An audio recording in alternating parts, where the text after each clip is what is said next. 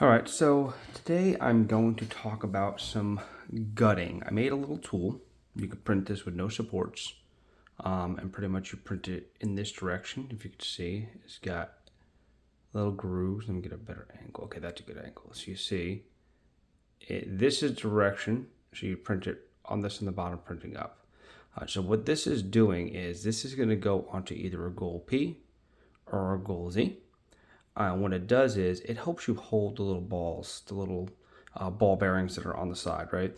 So if you've ever taken apart these locks, hopefully it didn't happen to you, but I don't know many people that don't know about the complaints about the gold locks.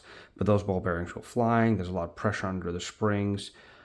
It's pretty terrifying putting it together because I've lost bent, broken springs. So I made this little tool just to take your attention off of having to try to hold the ball bearings. If you try to hold the ball bearings, you're trying to slide it in. So now you're trying to maintain pressure on both your follower and then your core to keep there being no gaps. Even with the shim on, you have to worry about keeping it in the right direction because you don't want your pins to fall into this where that ball bearing is, which is what happened to me. I wasn't paying attention. My core was turned 90 degrees and I locked up. But unfortunately, this side, I could have pushed it back in. This side doesn't have a hole and it was on the other side and I could not get to that pin and just pretty much just bricked up the lock. So I'm going to talk you through how I use this, and if you've never taken apart a gold lock before, just be really careful. I've lost ball bearings. I have to take a lot of time to find them. I've lost springs. Luckily enough for the gold lock, I found the ball. Other locks, I've lost them forever, and I don't know how because it's just one room. But anyway, so this is the device I'm going to use. So let's talk you through it. I'm not going to do the Z, but it's the same size, so you can use it for the Z as well. So first thing I'm going to do is I took off the back, obviously, and right now it's fine. It's a very smooth lock. It's wonderfully smooth if you ever worked the gold, but once you put this key in, you have armed what I call the gold bomb because you are so worried about this thing exploding all of you. So let's walk through how I got it. Everyone has their own technique. Just use whatever tools work for you. And you might be looking at this like, I don't have any problems gutting it, which is amazing for you, and I hope that's the case. Anyway, so I'm going to put this in. I'm going to just turn it just a little bit, and I'm 100% going to use a shim. I've already taken off that back piece, obviously. So now this bomb is armed, obviously, because I'm very worried about it exploding everywhere. So I'm going to make sure that I'm holding the key in so it doesn't move backwards. I'm going to put this shim all the way in. Okay, now the shim's all the way in. So what I'm going to do now is I'm going to put this onto an edge. Okay, so I'm going to put this onto an edge. Maybe I'll put it onto this somewhere over here. Here's a good edge. I don't want it to move. So I'm going to put it on this edge, and I'm going to put this lock. I'll try to be a little more centered. And I'm going to put this in here. What I'm going to do is I'm actually going to start pushing it in just a little bit, just so that way it's easy to line up my core. So I'll push that in just a little bit. Now I'm going to put this tool in. I'm going to put the follower in, and I'm going to push it in. So now I'm just trying to control straight down. So I'm doing opposing pressures on this lock, right? So now I'm going to hold down on the pin. I'm going to kind of use the follower. I'm looking underneath right now, and I'm going to start moving it. So now I'm going to kind of get control of the follower end of the lock. I'm going to slowly slide it up. Now, once I get a little bit of distance, which I do, take this clip, make sure that it's in the right direction, almost like an arrow. You want the edge going towards the lock. And the second I can slide this in, I'm going to go real slow, holding this, getting the follow the right distance, real slow, and I'm going to put this in. Now, as soon as I put that in, I'm going to hold now this black piece. I'm going to push down, and I'm just going to slowly push down. What's going to happen is the ball bearings, eventually I will not be able to push down anymore. So now I'm still holding the black piece. I'm just going to slide this down. So now this is secure. I'm going to bring this out. So now those pins, you can look, I'll bring it up here.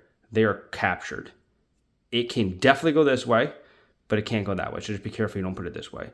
And now you can literally sit here and take out each pin.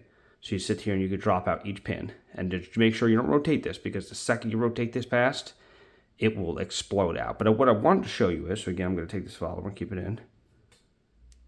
Just be very careful. So obviously, if I was taking this apart, I'll be dropping the pins out. Once I drop all the pins out, you can do it any order you want. But then if you want to show the ball bearings, all you have to do is take the key, put your finger up here to be ready so it doesn't explode out. I'm just going to rotate it. And now I can pop that. There's a ball bearing. I'm going to rotate it this direction. Okay, I'm going to bring this around so you can see it. I don't want to lose all my pins. The pins would already be out by now. I'm going to drop the spring. I'm now going to rotate this and keep my finger right on this edge, because this edge is where it's going to kind of pop out. So that will stop it from exploding across your room, which nobody wants. Once that pressure is removed, of course I dropped a pin out, but again, these pins would be out, and then the spring would be out. Let's get the spring out. I'll just hold my fingers over this. Drop the spring out. Well, maybe I'll just be putting it all back in. All right, so now I'm gonna come back up here. The first thing I wanna do is I obviously have all of these pins in here. The pins will be out because you're showing them off. When I put it together, I actually like to not have the pins in here at all, but let's just work around it. So what I do is I will bring this up to put the first ball bearing in. So I'm gonna bring this up to bring the first ball bearing in. I'm going to put the spring in. I'm going to put the ball bearing right on top because it's facing straight up, balance it. And then I will hold the black piece, push it down, and use the key, rotate the key. And now it has captured that, and I will now do the same on the other side. Now I don't have to worry about holding the other side and balancing. So same thing, I'll turn this. I will drop the spring in. I will drop the ball bearing in. I will again hold the black piece and push down and turn the core itself. Now they're locked in. And now I don't have to focus on anything but getting it back in. So I showed off all the pins, I put this back together, everything's ready to go.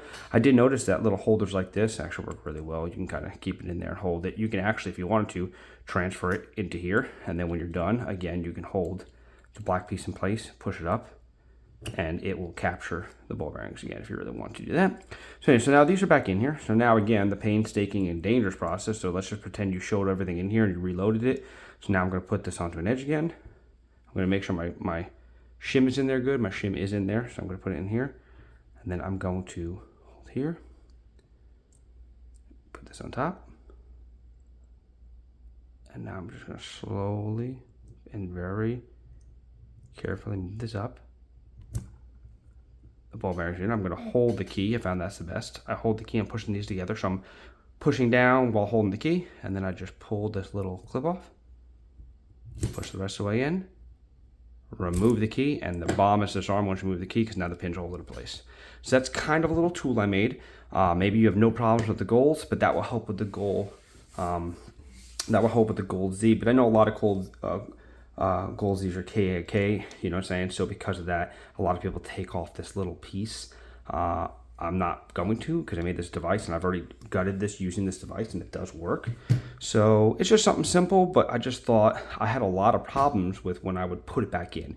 Taking it out is actually pretty easy just to hold the ball bearings. But when you're trying to put it back in, you're trying to like snake your skin away to allow it to get past that groove, you know what I'm saying, if that makes sense. So when you're trying to put it back in, when you first pops out, for some reason it's easier for me to stop the momentum, maybe because the ball bearings are coming out a little bit and it hits my skin. But when you're putting it back in, you have to push those ball bearings in. You're trying to keep the follower together.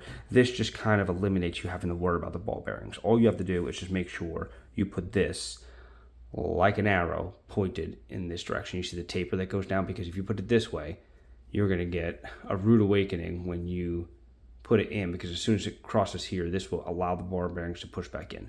So I spaced this pretty nicely. I printed it on a bamboo A1, so hopefully the measurements are good on whatever you're printing it on, but it can't go this direction anymore. So once it gets seized, it captures that ball bearing.